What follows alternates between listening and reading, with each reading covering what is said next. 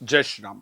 आखिर कब है निर्जला एकादशी? ये समस्या हमारे यहाँ बहुत आती है। चाहे मैं दिवाली को लेकर के देखूं, आप सबको पता है दीपावली को लेकर के 31 और शायद 1 तारीख था या 30-31 कुछ था, उसको लेकर के इतना बड़ा बवाल हुआ।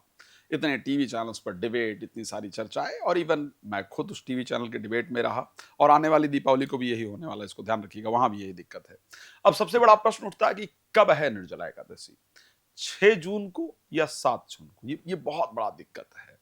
खैर, मुझे लगता है कि हमारे शास्त्रकारों को एक साथ बैठना चाहिए, बट शास्त्रों में कुछ थोड़ी भिन्नता, शास्त्रकारों के साथ बैठना चाहिए और एक निर्णय अब समाज को देना चाहिए। अब वो समय निकल गया जब हम बिल्कुल शास्त्र के परफेक्ट प्रोसेस को फॉलो करते थे। अब लोग थोड़ा सहूलियत थोड़ी सुविधा चाहते हैं। शास्त्र भी कहता है देश काल अवसर अनुहारी।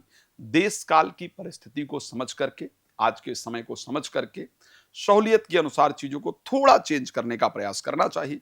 बट फिर भी मैं उसमें बहुत ज्यादा नहीं जाऊंगा। आज एक बहुत बड़ा प्रश्न है कि 6 जून को है एकादशी, निर्जला एकादशी, या फिर 7 जून को है निर्जला एकादशी। एकादशी को लेकर के जब बात की जाती है तो कुछ तिथियां, इसमें उदया तिथि बहुत महत्वपूर्ण होती है। उदया तिथि को बहुत महत्व दिया जाता है और उसमें भी वैष्णव और अस्मार्त दो लोगों को बहुत महत्व दिया जाता है। अब वैष्णव लोग द्वादशी युक्ता जो तिथि है उसको रखते हैं। स्मार्त लोगों के लिए भी कुछ इस प्रकार के नियमों का वर्णन है। क्या कहता है, मैं थोड़ा सा पंचांग को इसलिए दिखा रहा हूं ताकि पंचांग को दिखाते हुए आप सबको सटीकता से शास्त्र क्या कहता है, कौन है वैष्णव कौन है अस्मार्त, उसकी जानकारी दे दी जा सके और आप निर्जला एकादशी का व्रत किस दिन करें उसकी जानकारी दी जाए। शास्त्र ने कहा है द्वादशी तिथि की वृद्धि हो जाने पर, द्वादशी तिथि बढ़ जाने पर, यानी कई बार तिथियां अपने जो उनका एक्चुअल समय है उससे थोड़ी ज्यादा बढ़ जाती हैं, जिस कारण से एक तिथि इत्यादि का क्षय हो जाता है। द्वादशी तिथि के बढ़ जाने पर अस्मार्त, यानी अस्मार्त शब्द है गृहस्थी। जो अस्मार्त कहते हैं किसको? अस्मार्त कहते हैं जो गृहस्थ लोग हैं, जो सांसारिक जीवन का पालन करते हैं। वैष्णव, साधु, सन्यासी, विधवा इत्यादि को वैष्णव कहा जाता है। अस्मार्त गृहस्थी को कहा जाता है। शास्त्र ने कहा कि इस प्रकार की परिस्थिति हो जाने पर गृहस्थी जो हैं उनको द्वादशी युक्ता एकादशी वाले दिन, और वैष्णव संप्रदाय के जो लोग हैं उनको खष्टी घट्यात्मक 60 घड़ी द्वादशी के दिन व्रत करना चाहिए। दसवीं तिथि द्वारा अरुणोदय के भेद और अभेद दोनों स्थितियों में यह नियम समान रूप से लागू होता है। कई सारे शास्त्रों ने अलग अलग वर्णन किया है। हेमंद्र पुराण, पद्म पुराण, नारद पुराण, सभी के मतानुसार डिफरेंट डिफरेंट चीजों को कहीं न कहीं लेकर के वर्णन किया गया है। श्लोक कहा गया कि सर्वत्र एकादशी कार्य द्वादशी मिश्रितः नरे। द्वादशी मिश्रित जो एकादशी है उसका वर्णन कहीं ना कहीं आता है, उस व्रत को करना चाहिए। संदिग्धेषु च वाक्येषु द्वादशी समुपासेत, विवादेषु च सर्वेषु द्वादश्याम संपोषणाम। मतलब अगर कोई विवाद हो, संदिग्ध हो, तो द्वादशी युक्ता जो एकादशी है उसको कहीं ना कहीं ग्रहण करना चाहिए। थोड़ा सा माधव का जो मत है उसमें डिफरेंट होता है। इस वर्ष ज्येष्ठ शुक्ल द्वादशी की वृद्धि हुई है।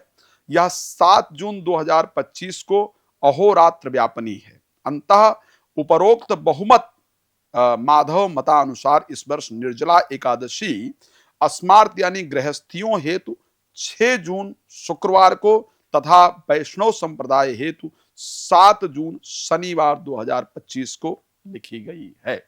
अगर मैं शास्त्र के पूरे मतानुसार इसको लेने का प्रयास करूं तो जो गृहस्थ के लोग हैं उनको 6 जून को निर्जला एकादशी व्रत करना चाहिए, और जो स्मार्त यानी वैष्णव संप्रदाय के जो वैष्णव संप्रदाय के लोग हैं, स्मार्त यानी गृहस्थियों को 6 जून को करना चाहिए। जो वैष्णव संप्रदाय के लोग हैं उनको जो एकादशी है वो 7 जून को करनी चाहिए निर्जला एकादशी के लिए। स्पष्ट जो पंचांग कह रहा है, इस नियम को मैंने आप सबको बताया है। अगर आप गृहस्थी हैं तो आपको 6 जून को एकादशी करनी चाहिए। रीजन ये है कि 6 जून को एकादशी जो तिथि है उदया तिथि के अंतर्गत निश्चित रूप से रहेगी। अब सोचिए 5 तारीख को दसवीं तिथि जो समाप्त होगी वो 26 यानी 24/2/26 2:17 पर रात्रि में जो एकादशी तिथि, दसवीं तिथि वो समाप्त हो जाएगी। 5 तारीख रात को 2:18 पर एकादशी तिथि लग जाएगी। यानी 6 तारीख को जब सुबह सूर्योदय होगा, 6 तारीख अर्ली मॉर्निंग कही जाएगी ये, तो 6 तारीख को जब सूर्य उदय होगा तो एकादशी तिथि में होगा। एकादशी तिथि रहेगी 6 तारीख को 4:49 तक। यानी अगर मैं 7 तारीख की बात करूं तो 7 तारीख को उदया तिथि के अंतर्गत एकादशी तिथि नहीं होगी। इस परिस्थिति में लेकिन वैष्णव जो संप्रदाय के लोग हैं, यानी साधु संत सन्यासी इत्यादि जो है, वो एक्चुअल में जो द्वादशी की तिथि होती है एकादशी, उसको ग्रहण करते हैं। तो ऐसे परिस्थिति में वो लोग 7 तारीख को करेंगे। अगर आप गृहस्थ हैं, मेरे दृष्टि से आपको 6 तारीख को निर्जला एकादशी का व्रत रखना चाहिए। उसमें दान इत्यादि डिफरेंट डिफरेंट तरीके से किए जा सकते हैं। उसके लिए आप एक बार मुझे फोन कर सकते हैं। आपका धन्यवाद इस कार्यक्रम में जुड़ने के लिए। जय श्री राम।